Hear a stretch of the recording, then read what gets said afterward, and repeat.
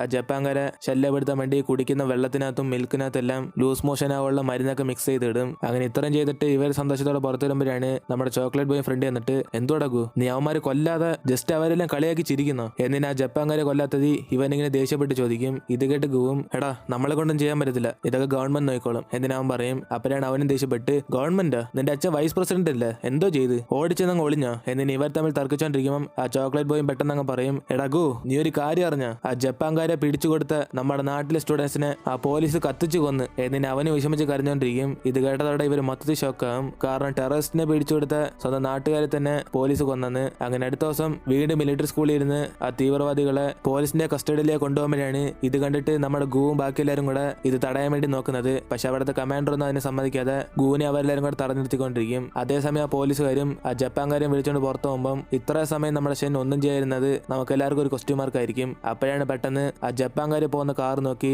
നമ്മുടെ ഷെന്നിന്റെ car fours വന്ന് ഇടിച്ച് അവരവിടെ തന്നെ കത്തിച്ചു കൊല്ലും. ഇതായിരുന്നു നമ്മുടെ ഷെന്നിന്റെ മാസ്റ്റർ പ്ലാൻ. പക്ഷെ ഇതേ സമയം നമ്മുടെ ഷെൻ ആ പോലീസുകാരെയും ജപ്പാൻകാരെല്ലാം കത്തിക്കുന്നതെല്ലാം ഗൂഡ് അനിയത്തി കാണും. പക്ഷെ ഇത് നമ്മുടെ ഷെന്നും കാണാതെ അവൻ തിരിച്ച് മിലിറ്ററി സ്കൂളിലേക്ക് ചാടി പോകുമ്പോഴാണ് നമ്മുടെ സിയും കണ്ടിട്ട് ഷെൻ നീ എന്ത് ഇവിടെ നിന്ന് ചാടി വരുന്നത് എന്തിന് അവൾ വയ്ക്കും. അപ്പൊ അവനും പെട്ടെന്ന് സി നീ ഇപ്പൊ എന്നെ ഇവിടെ കണ്ട കാര്യം വേറെ ആരോടും പറയല്ലേ എന്നിന് അവളുടെ സത്യം വാങ്ങിച്ചിട്ട് ഇവരുടെ പോകുമ്പോഴാണ് വേറൊരുത്തം വന്ന് നമ്മുടെ ഷെൻ ഇത്ര സമയം എവിടെ പോയി ചോദിക്കും. അപ്പോഴാണ് സിയും പെട്ടെന്ന് ഓ ഷെൻ ഇത്ര സമയം എന്റെ കൂടെ ഉണ്ടായിരുന്നു, പോരാതിന് അവന്റെ കയ്യിൽ ബാഗല്ല എന്റെ, ഇങ്ങോട്ട് ഷെൻ ഞാൻ ക്ലീൻ ചെയ്ത് തരാം ഏതിന് അവളും നമ്മുടെ ഷെന്നിനെ സഹായിച്ചിട്ട് തിരിച്ച് റൂമിൽ ചെന്ന് നമ്മുടെ ഷെന്നിന്റെ ബാഗ് ഓപ്പൺ ചെയ്ത് നോക്കും. അപ്പോഴാണ് അതിനകത്ത് അവൻ ആ ജപ്പാൻകാരെ കൊല്ലാൻ സമയത്ത് അവന്റെ ബൂട്ടെല്ലാം ചെളിയായി കാണും. അങ്ങനെ ആ എവിഡൻസ് ഇല്ലായിരിക്കാൻ വേണ്ടിയാണ് അവൻ ഷൂ പാക്ക് ചെയ്ത് കൊണ്ടുവന്നേക്കുന്നത്. അങ്ങനെ ഇതേ കണ്ട് നമ്മുടെ സിക്കും ഇതെന്തോന്ന് മനസ്സിലാവാതെ അവൾ എന്തായാലും ഷെൻ നല്ലവനാന്ന് വിചാരിച്ച് ഇതിനെ കുറിച്ചൊന്നും അവനോട് ചോദിക്കാതെ ആ ബൂട്ട്സ് എല്ലാം ക്ലീൻ ചെയ്തോണ്ടിരിക്കും. അപ്പോഴാണ് പുറത്തിരുന്നുണ്ട് ഗുവും അവന് ബാത്റൂം പോകാൻ വേണ്ടി ഇങ്ങനെ അവളെ വിളിച്ചോണ്ടിരിക്കും. അപ്പൊ ഇത് കേട്ട് അവളിങ്ങനെ പുറത്തിറങ്ങി വരുമ്പം നമ്മുടെ ഗു അകത്തേക്ക് ചെന്ന് ആ ബൂട്ട്സ് ഷെന്നിന്റെ എന്ന് മനസ്സിലാക്കി അവനത് വേസ്റ്റ് ബാസ്കറ്റ് ഇട്ടിട്ട് പുറത്തിറങ്ങി പോകും. അങ്ങനെ ഇത് കണ്ടത് അവളും ദേഷ്യപ്പെട്ട്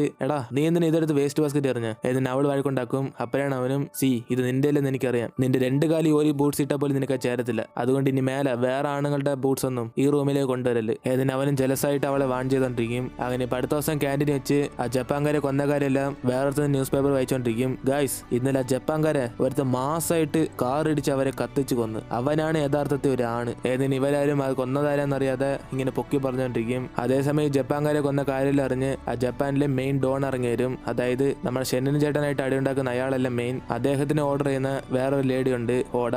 അങ്ങനെ അവരുടെ മകളെ ഇപ്പൊ ചൈനയിലേക്ക് പറഞ്ഞു വെച്ചിട്ടുണ്ട്. അങ്ങനെ അവളും വന്ന് നേരിട്ട് നമ്മുടെ ഷെന്നിനെ മീറ്റ് ചെയ്യും. കാരണം നമ്മൾ ഷെന്നിന് അറിയത്തില്ല ഇവളൊരു ജപ്പാൻകാരിയാന്ന്. ഇവ രണ്ടുപേരും വിദേശത്ത് ഒരുമിച്ച് പഠിച്ചുകൊണ്ട് ഓടയുടെ മകൾക്കും നമ്മുടെ ഷെന്നിന് നല്ലോണം അറിയാം.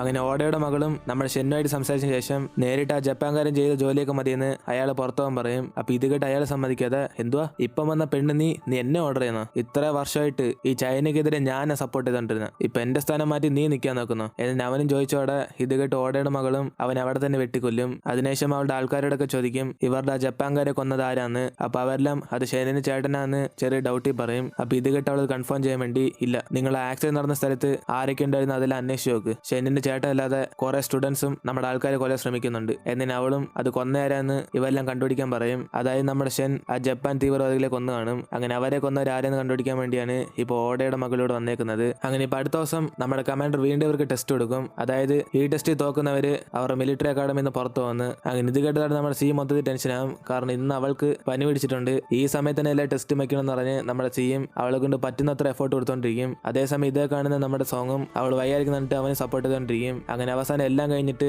ലാസ്റ്റ് റണ്ണിങ് ചെയ്യുമ്പോഴാണ് നമ്മുടെ സി അവസാനം വരുന്നുണ്ടിട്ട് ഗു അവൾ വിഷമിക്കാതിരിക്കാൻ വേണ്ടി അവളെ കാട്ടി സ്ലോ ആയിട്ട് അവനിങ്ങനെ ബാക്കി ഓടും. എന്നിട്ട് ടെസ്റ്റിന്റെ റിസൾട്ട് വരുമ്പോഴാണ് നമ്മുടെ കമാൻഡറും സിയെ വഴക്കുറയുന്നത്. അപ്പൊ ഇത് കേട്ട് ഗു അവളെ സപ്പോർട്ട് ചെയ്യാൻ വരുമ്പോൾ നമ്മുടെ കമാൻഡറും ഗു നീ ഏറ്റവും ലാസ്റ്റ്, അതുകൊണ്ട് അവളെ നീ സപ്പോർട്ട് ചെയ്യണ്ട ഇതിനെ രണ്ടുപേർക്ക് വീണ്ടും ഒരു ചാൻസ് കൊടുത്തിട്ട് നമ്മുടെ കമാൻഡർ അവിടെ നിന്ന് പോകും. അതിനുശേഷം സി ഇങ്ങനെ അപ്സെറ്റ് ആയിരിക്കുമ്പോഴാണ് ഇത് കണ്ട് ഗുവും സമാനപ്പെടുത്താൻ വേണ്ടി സി നീ ഒന്നും ക്ഷമിക്കണ്ട, നിനക്ക് വേണ്ടി ഞാൻ ഓട്ടത്തിൽ ലാസ്റ്റ് വന്ന് എന്നിന് അവനും ചെയ്ത സഹായമൊക്കെ എടുത്തു പറയും. അപ്പൊ ഇത് കേട്ടതോടെ അവളും ദേഷ്യപ്പെട്ട് ഞാൻ നിന്നോടെല്ലാം പറഞ്ഞു എന്നെ ഹെൽപ്പ് ചെയ്യാൻ, ഒന്ന് പോടാ എന്നിന് അവനെ വെറുപ്പിച്ചിട്ട് അവൾ അവിടെ നിന്ന് പോകും. പക്ഷെ ഇതൊന്നും കേട്ടിട്ട് നമ്മുടെ ഗുവും എടുക്കാതെ അവൾ റൂമിനകത്ത് തുണി കഴുകിക്കൊണ്ടിരിക്കുന്നുണ്ട്. നമ്മുടെ ഗു അവളെ മാറാൻ പറഞ്ഞിട്ട് അവൻ സഹായിക്കും. പക്ഷെ അപ്പോഴാണ് അറിയുന്നത് അവന് തുണി കഴുകാൻ അറിയത്തില്ലെന്ന്. അതിനുശേഷം അതെല്ലാം പാക്ക് ചെയ്തുകൊണ്ട് അവനും പുറത്തു പോകും. അപ്പോഴാണ് കറക്റ്റ് ആത്ത സമയം നമ്മുടെ ഗൂഡ് അനിയത്ത് മതിൽ ചാടി മിലിറ്ററി സ്കൂളിനകത്ത് വരുന്നത്. അതായത് അവൾക്ക് ഷെന്നിന് ഇഷ്ടമാണ്. അന്ന് അവൻ ആക്സിഡന്റ് ചെയ്ത് ആ ജപ്പാൻകാരെ കൊന്നപ്പോ തന്നെ അവൾക്ക് ഇഷ്ടപ്പെട്ട്. അപ്പോഴാണ് അവൾ ഷെൻ വരുന്നുണ്ടിട്ട് നമ്മുടെ ഗൂഡ് അനിയത്ത് അടുത്തുനിന്ന് ഷെൻ നിങ്ങളെന്നാ ജപ്പാൻകാരെ ആക്സിഡന്റ് ചെയ്ത് കൊന്നില്ല, അത് അടിപൊളിയായിരുന്നു, എനിക്ക് നിങ്ങൾ ഒത്തിരി ഇഷ്ടമാണ് എന്നിന് അവളും പറയുമ്പം ഇത് കേട്ട് പെട്ടെന്ന് അവന് ഷോക്കായിട്ട്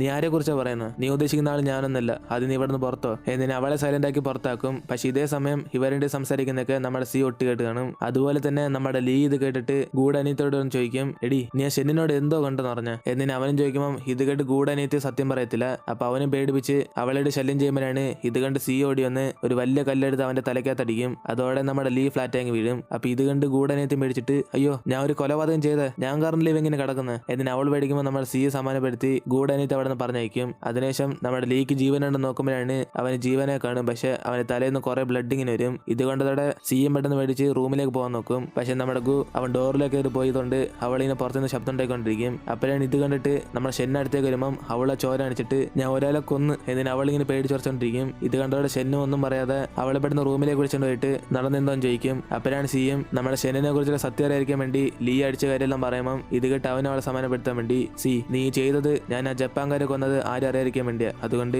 ഇതിപ്പോ എന്റെ പ്രശ്നം, നിനക്കിതുമായിട്ട് ഇനി ഒരു ബന്ധമില്ല, അവനെ ഞാൻ നോക്കിക്കോളാം. എന്നിന് അവനത് ഫുള്ളായിട്ട് ഏറ്റെടുത്ത് പുറത്തേക്ക് നോക്കുമ്പോഴാണ് അവിടെ ലീയെ കാണത്തില്ല. അപ്പോഴാണ് ഇത് കണ്ട് ഷെന്ന് ചോക്ലേറ്റ് ബോയോട് ചോദിക്കുമ്പോൾ അവന് ലീ ആരാണ്ട് കടിച്ചിട്ടുണ്ട് ഹോസ്പിറ്റലിൽ കൊണ്ടാക്കിയെന്ന് പറയും. ഇത് കേട്ടതോടെ നമ്മുടെ ഷെന്ന് നേരിട്ട് ഹോസ്പിറ്റലിൽ കാണാൻ പോയിട്ട് അവ എഴുന്നേക്കുമ്പോൾ പറയും, എടാ നിനക്ക് എന്നെ കുറിച്ച് വല്ല അറിയണമെങ്കിൽ ഡയറക്റ്റായിട്ട് എന്നോട് ഞാൻ ചോദിച്ചാൽ പോരാ, എന്തിനാ കൊച്ചുലാരൊക്കെ ഇങ്ങനെ പേടിപ്പിക്കുന്നത്. എന്നിന് അവനും പറയുമ്പോൾ ഇത് കേട്ട് അവനും കത്തിയിട്ട് ഷെൻ അപ്പൊ നീ അല്ല ജപ്പാൻകാരെ കാറിടിച്ച് കൊന്ന് എന്നിന് അവൻ പറയും. അപ്പോഴാണ് ഇത് കേട്ട് നമ്മൾ ഷെന്നും പേടിക്കാതെ ആണ് ഞാനാ കൊന്ന, അതിനിപ്പോ എന്തോ നീ എന്തോ വിചാരിച്ചേ, ആരും അറിയാതെ ആ ജപ്പാൻകാരെ കൊന്നത് എനിക്ക് പേടിയായതുകൊണ്ടാണോ? അല്ല, ഞാൻ കാരണം വേറെ ആർക്കും പ്രശ്നം വരാതിരിക്കാൻ വേണ്ടിയാ ഞാൻ സീക്രട്ട് ആയിട്ട് ചെയ്തത്. അതുകൊണ്ട് ഞാൻ അവരെ കൊന്ന കാര്യം നീ മീഡിയക്കാരോടോ അല്ലെ കമാൻഡറിനോടോ ആരോടെങ്കിലും പോയി പറഞ്ഞോ, എനിക്കൊരു പേടിയില്ല. പക്ഷെ ഒന്നും ഓർമ്മ വെച്ചോ, ഞാൻ വിദേശത്ത് പഠിക്കാനല്ല പോയ, ഞാൻ അവിടെ യുദ്ധത്തിന് പോയതാ. ഇതുവരെ ഞാൻ എത്ര പേരെ കൊന്നിട്ടുണ്ടെന്ന് എനിക്ക് വലിയ കണക്കറിയത്തില്ല. അടുത്ത ലിസ്റ്റ് നീ വരണ്ടെങ്കിൽ സൂക്ഷിച്ചോ. ഏതെങ്കിലും അവനെ പേടിപ്പിച്ചിട്ട് നമ്മുടെ ഷെന്ന അവിടെ നിന്ന് പോവും. ഇത് കേട്ടതോടെ ലീ മൊത്തത്തിൽ പേടിച്ചിട്ട് അവനങ്ങ് സൈലന്റ് ആകും. അതിനുശേഷം ഷെന്ന അവന്റെ റൂമിലേക്ക് പോകുമ്പോഴാണ് സി അവിടെ ഉറങ്ങി കിടക്കുന്നിട്ട് അവന്റെ റൂംമേറ്റ് ജിന്നിന്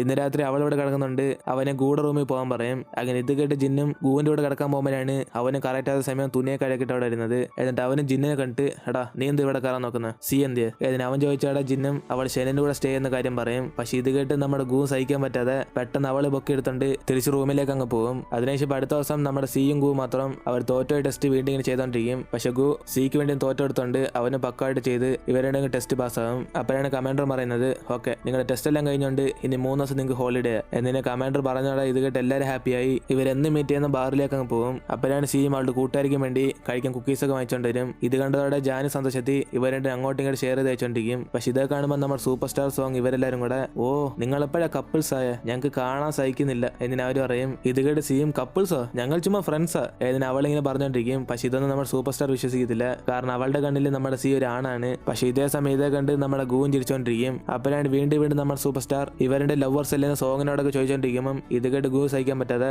മതി മതി അവൻ ലവേഴ്സ് ആണെങ്കിൽ നിനക്കെന്തുവാ എന്നിന് അവൻ ചോദിച്ചാടെ സൂപ്പർ സ്റ്റാർ അവനും തമ്മിൽ വഴക്കാകും. അപ്പോഴാണ് സോങ്ങും ചോദിക്കുന്നത്, എങ്കിൽ ശരി സി ഈ അവധിക്ക് നീ അവിടെ താമസിക്കാൻ വന്ന് എന്നിന് അവൻ ചോദിച്ചാടെ നമ്മുടെ ജാനും വേറെ അവിടെ എന്റെ വീട്ടിൽ എന്റെ അമ്മയൊക്കെ പോയിട്ട് റെഡി ആക്കി വെച്ചേക്കുക എന്നിന് അവള് പറയുമ്പോഴാണ് ഇത് കേട്ട് സൂപ്പർ സ്റ്റാറും കുടിക്കുന്ന ഡ്രിങ്ക്സ് എല്ലാം തുപ്പിയിട്ട് എന്തുവാ ഒരു പെണ്ണിന്റെ വീട്ടിൽ ഒരു ആണ് കിടക്കാൻ പോന്നോ, നോവേ ഇതിന് ഞാൻ സമ്മതിക്കത്തില്ല എന്നിന് സൂപ്പർ സ്റ്റാർ ഓവർ ആക്ട് ചെയ്യാൻ തുടങ്ങും. ഇത് കേട്ടതോടെ സോങ്ങും ആണാണ് ഞാനും സമ്മതിക്കത്തില്ല, സി നീ വേണം എന്റെ വീടിന് താമസിച്ചോ എന്ന് ഞാൻ വിളിക്കും. ഇത് കേട്ടതോടെ നമ്മുടെ ഗൂവും ജാനും കൂടെ പറ്റത്തില്ല നിന്റെ വീട്ടിൽ അവൻ ഏതിന് അവ രണ്ടിന് വേണ്ടെന്ന് പറയും. അങ്ങനെ അവസാനം വേറെ വഴിയില്ലാത്തോണ്ട് ഇവരെല്ലാരും കൂടെ നമ്മുടെ സോങ്ങിന്റെ ചേച്ചിയുടെ വീട്ടിൽ താമസിക്കാൻ തീരുമാനിക്കും. അങ്ങനെ ഇപ്പൊ അടുത്ത ദിവസം ഇവരുടെ സൂപ്പറായി ട്രിപ്പ് സ്റ്റാർട്ട് ചെയ്യാണ്. അങ്ങനെ ഇവരെല്ലാം പിക്കപ്പ് ചെയ്യാൻ വേണ്ടി നമ്മുടെ ഗൂവും കാറ് വന്നിങ്ങനെ നിൽക്കും. അങ്ങനെ അതോടെ നമ്മുടെ വണ്ടർഫുൾ ആയിട്ടുള്ള എപ്പിസോഡ് ഇവിടെ തീരുകയാണ്. ഇനി അടുത്ത എപ്പിസോഡിൽ ഇവരുടെ സൂപ്പർ ആയിട്ടുള്ള ട്രിപ്പ് നമുക്ക് കാണാം. ആ ജേർണി എന്തായാലും എല്ലാവർക്കും ഇഷ്ടപ്പെടും. ഫുൾ കോമഡി എന്റർടൈൻമെന്റ് ആയിരിക്കും. ഏതൊരു ഇഷ്ടപ്പെട്ടെങ്കിൽ ഞാൻ നിങ്ങൾക്ക് ഒരു ടാസ്ക് തരാം. കമന്റ് സെക്ഷനിൽ 3 ലവ് ഇടുക. അതിനുവേണ്ടി ഈ ലവ്ലി ഹാർട്ട് വെയിറ്റിംഗ് ആണ്. ഓവറാക്കാതെ വീഡിയോ സ്റ്റോപ്പ് ചെയ്യുന്നു. Bye bye.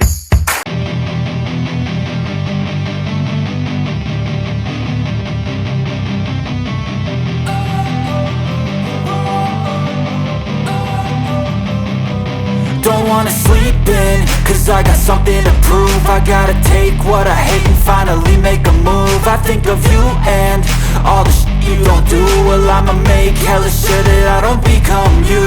I have no regrets, yeah, I'll tie up my chest. I'll never forget what it's like to be in debt. Been stabbed in the back bed, I'll show you what happens. Pass me the mic and I'll show you with action.